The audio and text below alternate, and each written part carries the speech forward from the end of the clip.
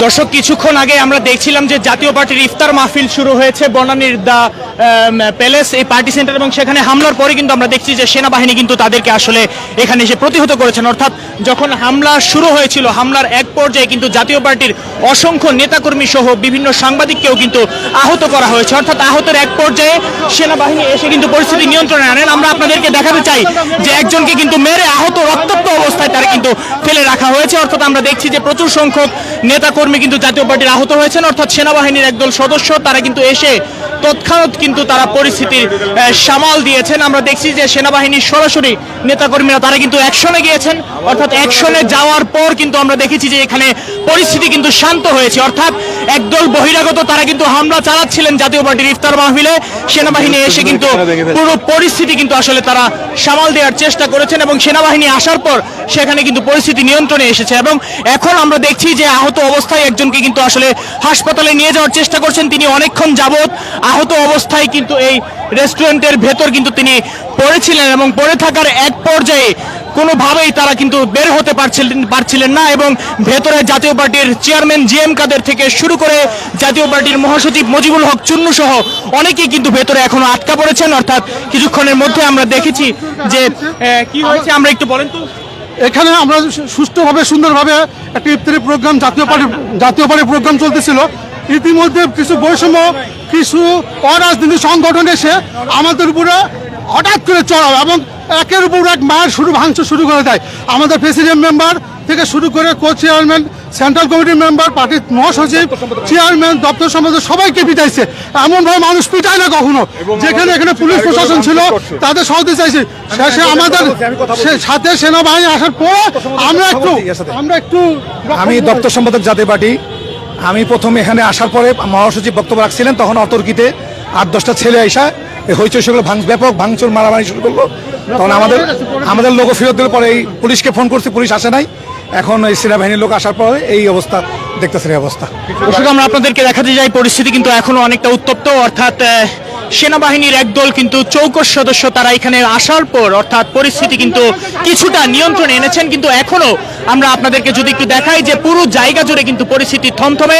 এখনো কিন্তু সেনাবাহিনীর সদস্যরা নিয়ন্ত্রণে আনার চেষ্টা করছেন, এবং তারা কিন্তু অনেকভাবেই মোকাবেলা করছেন যে কোনোভাবে যেন কোনো ধরনের অপ্রত্যাশিত ঘটনা না ঘটে। আমরা দেখেছি যে এখন পর্যন্ত অনেকেই কিন্তু আহত হয়েছেন। ভেতরে জাতীয় পার্টির অসংখ্য নেতাকর্মী এই দ্য বুফে প্যালেস বনানীর যে রেস্টুরেন্টটি সেখানে কিন্তু আটক অবস্থায় পড়ে আছেন। দর্শক, কালের কণ্ঠ লাইভে আপনাদের সাথে সরাসরি যুক্ত আছে আমি ওয়াসিফ পার্থ। আমরা আপনাদেরকে দেখাতে যাচ্ছি, বা আপনাদের একজন যে একটু কথা বলতে হবে। আচ্ছা দর্শক, সেনাবাহিনীর তারা দায়িত্বপ্রাপ্ত যারা তারা বলেছেন যে সেনাবাহিনীর কোনো অফিসার যেহেতু নেই, তারা কিন্তু তাদের পক্ষ থেকে কোনো কথা বলতে পারছেন না।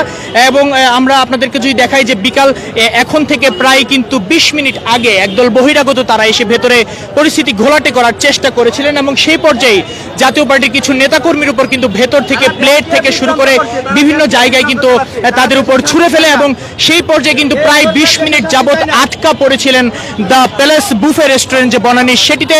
এবং আটকের পর 999 সহ আইন শৃঙ্খলা বাহিনীর বিভিন্ন জায়গায় কল দিয়ে কিন্তু কথা বলার পর সেনাবাহিনীর একদল সদস্য সেখানে আসেন। তারপর কিন্তু তাদের সহযোগিতাতে কিন্তু জাতীয় পার্টির নেতারা কিন্তু আসলে কোনোভাবে বেঁচে পড়েছেন। তবে এখন পর্যন্ত তাদের সাথে কথা বলে যেমনটি জানতে পেরেছি যে প্রায় কিন্তু জাতীয় পার্টির 3 থেকে 4 জন আহত অবস্থায়, রক্তাক্ত অবস্থায় কিন্তু আসলে এখান থেকে বের হয়েছেন, এবং তাদেরকে কিন্তু হাসপাতালে নেওয়া হচ্ছে।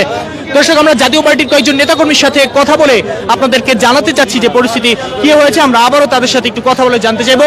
ভাই, এখন কি অবস্থা আমরা আপনাদের কাছে জানতে চাই। এখন আমাদের যারা পেশেন্ট তাদেরকে নিয়ে আমরা হাসপাতালের দিকে যাচ্ছি। তাদের ট্রিটমেন্টের আগে ব্যবস্থা করতে হচ্ছে।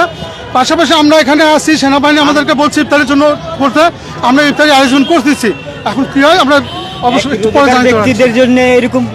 দর্শক, ভেতরে আমরা আপনাদেরকে দেখানোর চেষ্টা করব যে ভেতরে যে রেস্টুরেন্টের ভেতরে আটকা পড়েছিলেন আসলে জাতীয় পার্টির চেয়ারম্যান জি এম কাদের সহ জাতীয় পার্টির মহাসচিব মুজিবুল হক চুন্নু থেকে শুরু করে যারা, আমরা আপনাদেরকে যদি দেখাই যে এখানে কিন্তু পুরো অবস্থা, আমরা যদি খাবার টাবার থেকে যা কিছু আছে সবকিছু ফেলে কিন্তু পরিস্থিতি ঘোলাটে করা। আমরা সরাসরি জাতীয় পার্টির যিনি চেয়ারম্যান রয়েছেন জি এম কাদের, তার সাথে কথা বলে আমরা কিন্তু জানার চেষ্টা করব যে পরিস্থিতি আসলে কি হয়েছিল।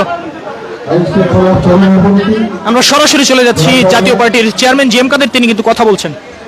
অস্থিরতা, সামাজিক অস্থিরতার কারণে ব্যবসা বাণিজ্য বন্ধ, মানুষের চাকরি বাড়ছে, বেকারত্ব বাড়ছে, অভুক্ত মানুষ বাড়ছে। এই অভুক্ত মানুষগুলিকে বিভিন্নভাবে রাজনীতি নাম করে অনেক ধরনের কাজকর্মে লাগানো হচ্ছে, যেটা সমাজকে ক্ষতিগ্রস্ত করছে, দেশকে ক্ষতিগ্রস্ত করছে। এটাকে রাজনীতির নাম করে সরকারের ঘনিষ্ঠভাবে এগুলোকে ব্যবহার করছেন তাদের শক্তি সামর্থ্য ব্যবহারের জন্য। তারা দেশের কোনো চিন্তা করছেন না, ভবিষ্যতের কোনো চিন্তা করছেন না। আমি আজকে একটা কথা, দুটি কথা বলার দরকার মনে করছি। সেই জন্যই আমি মনে করি যে অনেক অন্য কথা বলার ছিল, অনেক কিছু হয়তো সবার অভাবে বলা সম্ভব হবে না। আমরা সবসময় জাতীয় পার্টি জনগণের সঙ্গে ছিলাম, জনগণের সঙ্গে আছি, জনগণের সঙ্গে থাকবো। যে জুলাই আগস্টে যে বিপ্লব হয়েছিল বৈষম্য বিরোধী, সেই আন্দোলনের সময় আমরা সক্রিয়ভাবে অংশগ্রহণ করেছিলাম। আমাদের নেতা কর্মী দুজন, রংপুরে আমাদের দুজন নেতা শহীদ হয়েছেন, আমাদের কর্মী শহীদ হয়েছেন, 4 জন জেলে ছিল এই শেখ হাসিনা সরকারের আমলে। এবং পরবর্তীতে আমাদের প্রায় 30 জনের নামে মামলা করা হয়েছিল, যারা বিভিন্ন সময় পালিয়ে বেড়াতে হয়েছিল। আমাদের রংপুরে অফিসকে হামলা করা হয়েছিল। এগুলো প্রতিদিন আমরা প্রথম দিন থেকে শুরু করি আমরাই বলেছিলাম যে এটা কোটা সংস্কার আন্দোলন নয়, এটা হলো বৈষম্য বিরোধী আন্দোলন।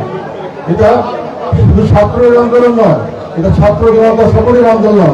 এটাকে আমরা বৈষম্য থেকে মুক্ত দেশ দেখতে চাই, যেটা শেখ হাসিনা সরকার যে বৈষম্যের দেশ তৈরি করেছিল, সে কথাটা আমরা বারবার সংসদে প্রথম দিন থেকে বলার থেকে শুরু করে শেষ দিন পর্যন্ত সর্বদাই আমরা বিভিন্ন মিডিয়ায়, পাবলিক মিটিংয়ে এগুলো তুলে ধরেছি। ইতিপূর্বে আমরা শেখ হাসিনা সরকারের যত রকম অপকীর্তি সেগুলো বিভিন্ন জায়গায় তুলে ধরেছি। এবং আমরা যখন আমাদের সকলের জনগণের ছাত্র জনতার বিজয় হলো, আমরা এটাকে অভিনন্দন জানিয়েছি। নতুন সরকার গঠনে আমরা সহায়তা করেছি, সর্বাত্মক সহায়তা দিয়েছি বর্তমান অন্তর্বর্তীকালীন সরকার। কিন্তু হঠাৎ করে আমরা দেখলাম যে আমাদেরকে ব্র্যান্ডিং করা হলো দোষর বলে, স্বৈরাচারের দোষর বলে। কোনো রকম কোনো নিয়মকানুন বাদ দিয়ে পরে আমরা খেয়াল করলাম সেটা হলো তারা দেশকে বিভক্ত করলো। তারা দেখাতে চাইলো একদিকে যে স্বৈরাচারের ফ্যাসিস্টের বিপক্ষ শক্তি আর ফ্যাসিস্টদের দোষর এবং ফ্যাসিস্ট এদেরকে তারা শত্রু একটা আলাদা করলো। এবং তারা রাজনৈতিক দলগুলোর মধ্যে খুব সুন্দরভাবে বিভাজন তৈরি করলো। যারা একটু উগ্রবাদী, ইসলামীপন্থী এবং যেটা কনজারভেটিভ, সংরক্ষণবাদী, এই সমস্তকে দিয়ে তারা আলাদা একটি গ্রুপ করলো, তাদেরকে তারা দেশপ্রেমিক হিসাবে চিহ্নিত করলো।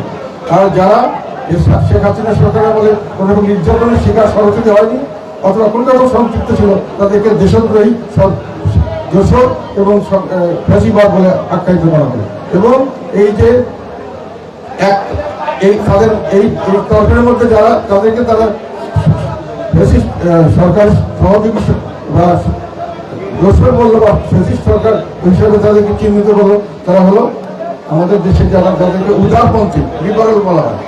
আমাদের বেশিরভাগ মানুষ লিবারেল, কিন্তু তারা লিবারেলকে বাদ দিয়ে কিছুটা উগ্রপন্থী এবং যারা কনজারভেটিভ তাদেরকে নিয়ে তারা একটা গ্রুপ করলো এবং সমস্ত রাজনীতি তাদের হাতে।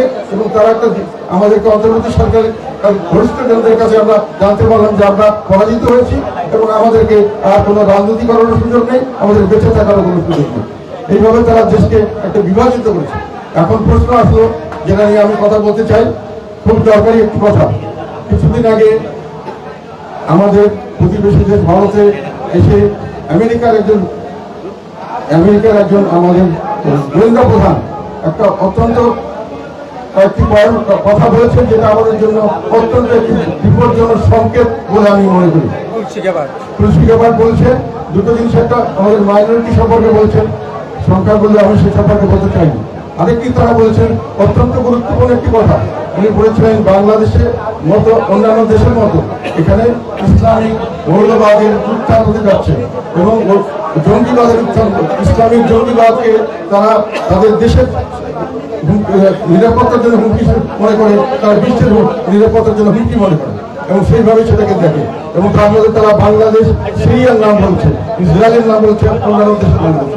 কাজে সিরিয়ার সঙ্গে আমরা একত্রিত করেছে আমাদের মৌলবাদের উত্থানের কথা।